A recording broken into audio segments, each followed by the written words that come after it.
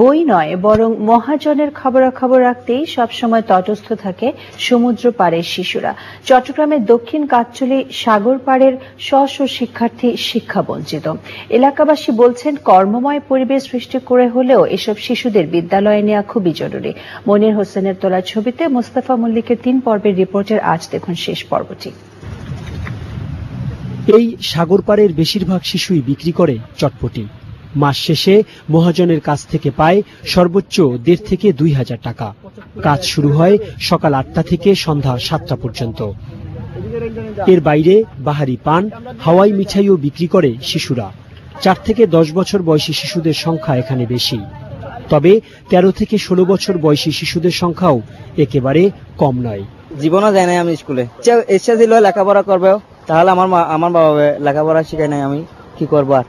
এলাকাবাসী বলছেন, শিশু শ্রমিকদের জন্য সরকার কাজের সুযোগ সৃষ্টির পাশাপাশি স্কুলগুলোতে খাদ্যের নিশ্চয়তা দেয়া গেলে অনেক শিশুই আবার বিদ্যালয়ে ফিরে যাবে।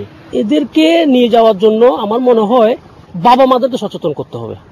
আর যদি ওদেরকে কিছু টিফিন, কিছু খাওয়া দাবার, কিছু কাপড় চোপড় সরকার বা জনপ্রতিনিধিরা বা বিত্তবানরা যদি, মন্ত্রণালয়রা যদি দেয়, কিন্তু এদেরকে শুধু আজকে করলাম জাঁকজমক করে করলাম, 6 মাস আর দেখা গেল না, তখন দেখা যায় কি ওই 6 মাস ওই বই যেগুলো নিয়ে গেছে সেগুলোতেই শেষ, আর পড়ালেখায় এদের হয় না।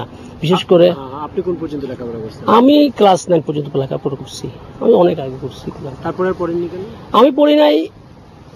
আমাদের ফ্যামিলির মধ্যে, ওই আমি যে এলাকায় থাকি, আমাদের ফ্যামিলির মধ্যে আমার আব্বা একটু অসুস্থ ছিল, আর সংসারে তখন আমি কাজের মধ্যে ঢুকে গেছি। কাজ করার পরে আমি এখন নিজে কাজ করতেছি, এবং নিজে কাজ করার পাশাপাশি অর্ডার নিয়ে কাজ করতেছি, টুকটাক ব্যবসা বাণিজ্য করতেছি। এরকম সাগর পাড়ে মোট কত শিশু আছে যারা বিদ্যালয়ে যায় না, তার সঠিক কোনো পরিসংখ্যান না থাকলেও স্থানীয়রা বলছেন এর সংখ্যা একেবারেই কম নয়।